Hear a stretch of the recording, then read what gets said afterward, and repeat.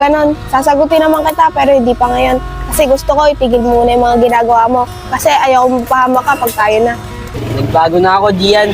Tignan mo, hindi na ako sumasama sa mga kaibigan ko. Ayoko nang balikan yung dati kong trabaho. Sinungaling ka naman. Nabalitaan ko nung nakaraan. Sangkot na naman daw kay Sabulan. Hindi ka talaga tumitigil hanggat di ka napapahamak. Para naman ako, Tres, pag nawala ka. Huwag ka mag-alala, Gian. Hindi ako mawala sa tabi mo.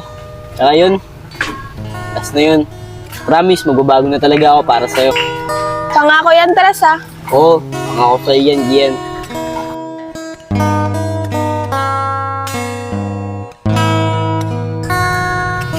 Elmo, Maylord, tama lang yung ginawa nyo. Sumapi kayo sa grupo namin. Talagang pinag-isipan namin yung Makoy. Dahil kung kay Tres lang kami sasama, wala kami mapapala doon. Okay, di siya sama-sama sa grupo namin eh. May mukhang nagbago na eh. Ano, si Tres nagbago? Papisok yun eh. Oy, balita ko kaya nagbago yun. Dahil sa isang babae. Wala akong pakialam kahit nagbago pa siya. Ang gusto ko lang makabawi sa kanya. Dahil may kasalanan pa siya sa akin. Hoy! Ayun si Tres no? Ano pa hinintay nyo? Habulin nyo na! Habulin natin! Yan!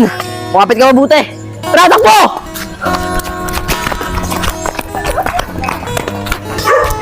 Di ba yan? Ayun!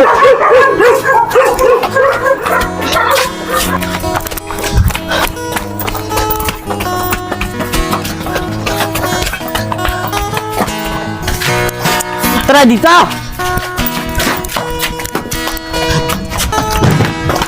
Yan! Tara dito!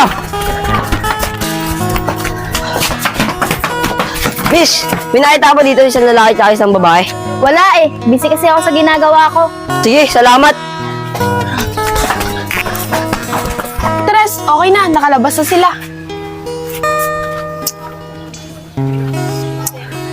Miss, maraming salamat pala dahil di mo kami tinuro. Tara! Sayang, ang cute pa naman niya kaso may jowa na. Tres! Teka nga lang. Napapagod na ako. Sino ba yung mga umabot sa'yo? At saka, ba't dinalikan mo yung babae? Alam ko ba? Ako lang.